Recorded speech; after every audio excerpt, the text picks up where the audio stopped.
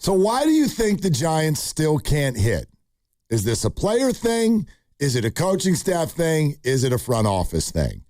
And I had mentioned earlier, I thought last night was Tony Vitello's worst night as a manager. I'll explain that more in just a second. We can get into it. But I largely don't think this is on Tony Vitello. I don't really know exactly. You know, this is one of those situations where I'm like, what do you want him to do? What do you want him to do? I mean, Bo Rucky, what are we doing? And sure, I would have pinch hit for Bailey in the ninth, but we're nitpicking here when you're 3-8 and you don't score runs and you don't hit homers and you don't get outs and you don't catch the ball and you don't throw the ball and you don't. I can't get on the manager, but let's hold that conversation for a second. Check this out. From the files of, hey, when are some other people going to play? We have the answer. Okay. And the answer's tonight, April 7th, 2026. Facing a lefty, I believe. So that probably informed some of the moves. Not just a lefty. You're facing a good one. This is Christopher Sanchez of the Philadelphia Phillies. He is elite, and he will be pitching against the Giants tonight. That's why I asked you in the crossover. I wonder what the over-under is just for Giants runs tonight, because if it's higher than 1.5, I'd say take the under. Wow. But anyway, here's the lineup. Adames, Chapman, Arise, Ramos, Devers, Casey Schmidt is DHing. In right field and batting 7th, Gerard Encarnacion. Okay. Jung-Hoo Lee, take a seat. Batting 8th and catching, Daniel Susak. Okay, can't get him out. Patrick Bailey, take a seat. And batting 9th and playing center field and getting ready for his first at-bats as a San Francisco Giant, Jared Oliva. Harrison Bader, take a seat. Okay. So there you go. I don't hate it when you've got Jung-Hoo Lee with an OPS of 499 and Harrison Bader 408 and the other one would be Patrick Bailey 335. Not a batting average. I didn't think that was not possible. A batting average. That's his OPS? Yes. He's his batting average and his slugging are 129. So, you're 4 for 31 with no extras, no dubs, no trips, no bomb skis. So, you might want to just, shake something up. Yep. Because, you keep your mainstays in there and you hope they get out of it. And just looking at Devers and some of his advanced analytics, the StatCast and all the rest of it, he did have 2 last night that were hard hit balls that resulted in outs. He was the only Giant not to get a hit. So I do think that some of his things might turn around, but the biggest issue, these guys swing and miss a lot. They swing and miss a lot, which is fine if you also hit a lot of dongs. Right. But they don't. They've got 4. Yep. 4 home runs. I would imagine that's last in baseball. By a mile. Okay. I was looking at their 1 pinch hit at bat, and that's tied for last with the Angels. By the way, I'd also argue that at least two of the 4 home runs were of that variety where you're like, oh, great, now you hit one. Like you're up 7-1. You're up 7-1, and now it's 8-1. Like, good on you. You know what I mean? I think Devers took a 6-2 game to 7-2. Chapman piled on in that first night in San Diego when that game was already well decided. The only 2 home runs that have come in a moment where you're like, bleep, yeah, let's go, was the very first one of the year when Harrison Bader hit one that got them going in San Diego. And then I think the very next night, if I'm not mistaken, Willie Adames led off the game with a homer. And that counts. That's like, I know it's early, but like, there you go. Yeah, if you homer in a tie game, doesn't matter when it is. Snap the 0-0 tie. Right. Yeah. So 4 home runs, you just named them. Yeah. You shouldn't be able to, memory check. Home runs. You shouldn't be able to do that 11 games in. Like, Grandy probably could because his brain works like that, but you shouldn't be able to name that bomb. Yeah. 11 games in, you should be like, oh, that's right. I forgot about the 3 from Chapman. Can you name all the people you've kissed? No.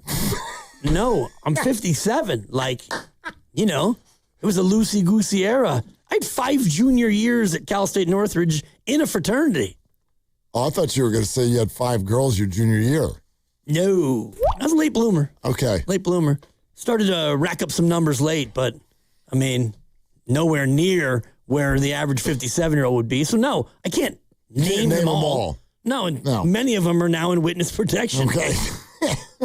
And you would, like, if you could name them all, you'd have to go, boy, I need to stop and think about that. Well. And what was that one's name? Yeah, and you're going to get me into storytelling mode again. That's what I'm trying to do. There was a gal who was on the swim team. She was, she could swim the butterfly. The shoulders and the back on this gal. I thought you were going to say something else. She was never really my girlfriend, but I would visit her late at night, and my fraternity brothers nicknamed her the Well. You're going back to the well. Oh, well. Dibber's going back to the well. Man. Yeah, I will leave her real name out for the sake of the fact that I was not the nicest non-boyfriend. You? Yeah, I was not a good guy. That's shocking. The Well. It's a good 5 weeks. Okay. Good run. Good for you. The shoulders and the back on this girl. I don't think that... Strong swimmer. But that's not what a lady wants to hear. The shoulders and the back on this woman. That's not. What is going on here? That's not. Maybe got back? No, and I'm talking about her actual back in this case. No. Stop. She was a swimmer. I'm with Grandy. For the love of God. She cultivated her physique for efficiency. I'm sorry I asked for story time. I'm sorry. Thank you, Bob. Oh, the trapezius. Stop. All right. But you're right. I should not be able to just at the snap of a finger name all the homers. No. It's 11 games in.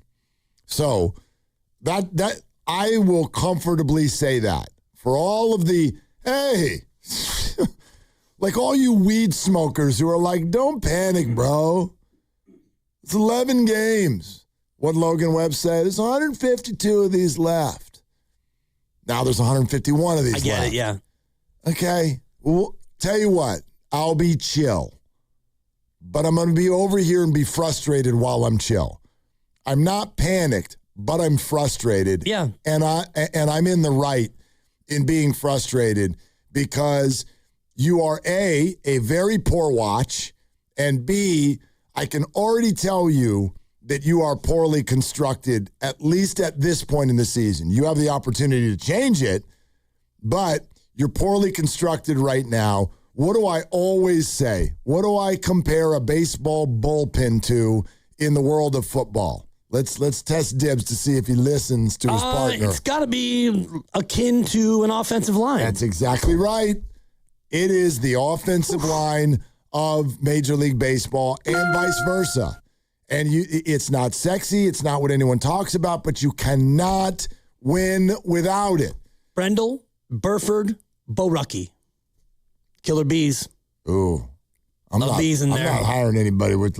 Anybody got anybody on that draft board whose last name starts with B? We got a pitcher named Trent. I'd pass on him. Yeah. Let's get a Trent out there. I'm good with Trent. I had a buddy named Trent. Still do. I don't want to say had, but we were tight in high school. He's kicking around down in San Jose. Could hit the golf ball a country mile. Anyway.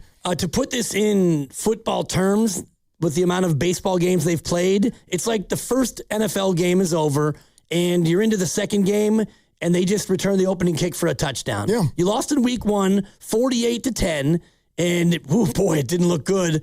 And then you kick off in game 2, and they return it for a touchdown. So this is what a lot of football left is my point. But this is what people do, at least in the sport, right? Everyone runs in there with microphones, and the fans are on Twitter and all this going crazy. And you go inside the locker room, and everybody's like, "Relax. This goes on for a really long time." Sure, you're right. If what you're talking about is the record, you're all talking about the standings. Logan Webb's like, I'm sure you could look and see we're probably only like 2 or 3 games out in the wild card. In other words, don't worry. He goes, I don't even look at the standings. Cool, Logan, neither do we. This isn't about the standings. This is about us watching your team, and it's not a good team. So a football team can be 0-1, but if their defense just got carved up for 400 yards passing, I'm not wrong in being like, this doesn't look good. That's not, you don't have the right personnel. And so we questioned it in the offseason, and we were right to do so. And I do think there are A, reinforcements on the way, and B, it is where you can make deals in life, and that is the bullpen. they've got that guy Sam Hentges. He's on the way. Seguro got hurt. He's on the way. And you can make deals in the bullpen. You can pull guys up from the minors and enter them into the bullpen fray. And so you'll figure this out. But you got caught with your pants down. Period. I don't know how on earth you can spend all off season and then arrive on opening day and be like, yeah, this is our bullpen. And if it's not going to work, then we'll figure it out later. Well, my God, time's a wasting. Yeah. You're 3-8. So that's the number one thing that Tony Vitello has in his corner right now. For patience. Well, he's not going to say this in front of a microphone, but I hope fans understand it. What would you have him do? When he's got a lead and it's the 7th inning, what is it you want him to do? Okay, Tony, what? Well, you've got no closer, and even if you had a closer, you can't have a lead. You've won 3 games, so you don't even get into a spot where you use your closer. And didn't he say last week that, I'm not afraid to use my closer in the 6th? And then last night you were in a tight spot and you didn't throw out your best available pitcher in that spot, and it came back to bite you. And I do think it hurts that you also lost Buto, somebody who was at least a veteran arm, and Doval you traded, and then your other closer last year got hurt. So injuries, accidents, I get it, but you're right about you had all off season they knew those to look things. at it and be able to equip yourselves a little bit better with some arms. And your bench, you have no left-hand hitters.